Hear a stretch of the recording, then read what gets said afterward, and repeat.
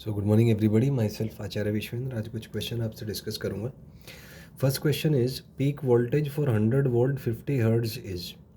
तो हमें पता है कि ये आरएमएस वोल्टेज है 100 वोल्ट, तो इसके कोरस्पॉन्डिंग जो पीक वोल्टेज होगा ये वी नोट रूट टू होगा, तो 100 रूट टू आ जाएगा।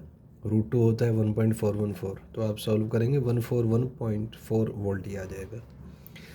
Next is television signals use frequency band.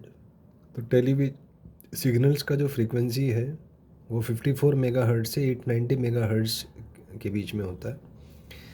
Next is dimension formula of mu nought E not.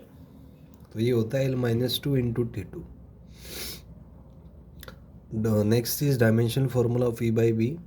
तो E/B C होता है जो कि LT-1 आ जाएगा। Next is dimension formula of mu nought E not power -1। तो ये E/B का होल स्क्वायर हो जाता है।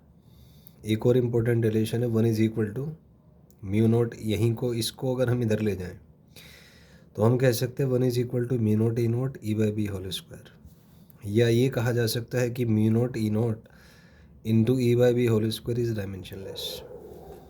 नेक्स्ट एक क्वेश्चन हमें दिया हुआ है, वोल्टेज दे रखा है आपको sinusoidal 200 root two sine 100t, find करना है पीक वोल्टेज। तो ये जो इसका एम्पलीट्यूड है ये पीक वोल्टेज होगा 200 रूट टू आ जाएगा।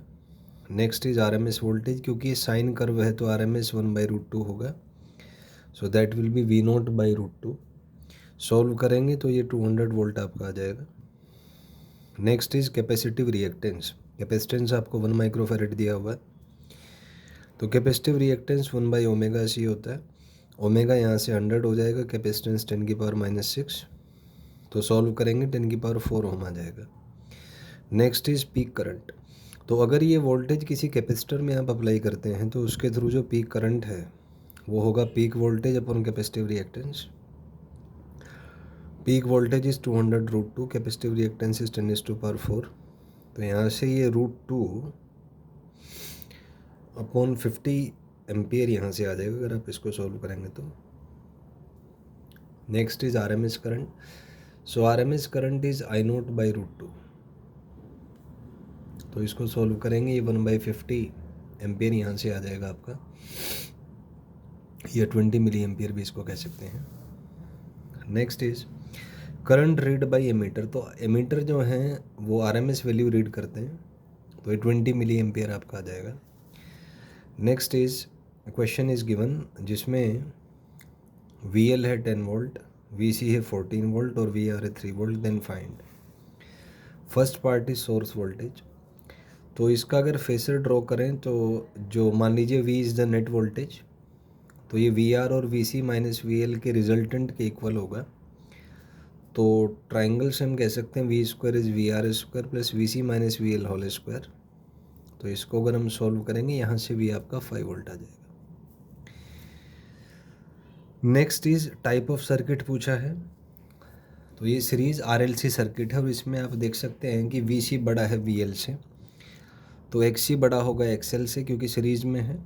तो हम कह सकते हैं कि जो सर्किट है कैपेसिटिव डोमिनेंट होगा, और अगर कैपेसिटिव डोमिनेंट है तो करंट लीड करेगा वोल्टेज को। Next question is power factor जो कि cos फाई होता है। तो अगर हम इसको ड्रॉ कर लें तो ये 4, 3 और ये 5 वोल्ट आ जाएगा। तो इस इम्पीडेंस ट्रायंगल में cos फाई आएगा आपका 3/5। तो यहाँ से हम फाई को कह सकते हैं 53 डिग्री के इक्वल होता है और cos इनवर्स ऑफ 3/5, या इक्विवेलेंटली 10 के हिसाब से कंपेयर करें तो ये 10 थीटा फाई आपका 4/3 होगा। So phi is equal to 53 degree और 10 इनवर्स ऑफ 4/3। अब नेक्स्ट क्वेश्चन है, choose the correct statement. First is power factor is 4/3, नहीं, क्योंकि पावर फैक्टर cos फाई होता है जो कि 3/5 है यहाँ पे। Next is circuit is inductive dominant, नहीं, सर्किट इज कैपेसिटिव डोमिनेंट, हमने पहले ही कर लिया। Third part is circuit is capacitive dominant, correct है। Next is voltage leads current, नहीं, सर्किट क्योंकि कैपेसिटिव डोमिनेंट है so current will lead voltage. Fifth is current leads voltage, ये करेक्ट है। तो इसलिए हम कह सकते हैं कि option number 3 and option number 5 are correct. Next question is what is phase difference between current end voltage in. First is pure resistor. तो हमें पता है प्योर रजिस्टर में दोनों फेज में होते हैं या फेज डिफरेंस 0 होता है। प्योर इंडक्टर में 90 होता है, प्योर कैपेसिटर में भी 90 है। वोल्टलेस सर्किट अगर है तो उसमें भी 90 पे होगा, क्योंकि वोल्टलेस सर्किट का मतलब है कि उसमें इंडक्टर या कैपेसिटर ही आपका लगा हुआ है, मतलब उसमें रजिस्टर नहीं है। तो अगर रजिस्टर नहीं है तो 10 फाइ इनफाइनाइट हो जाएगा, तो उस केस में भी ये 0 आ जाएगा, मतलब ये 90 आ जाएगा। पावर लॉस 0 होगा तो फेस एंगल विल बी 90 और π/2 रेडियन।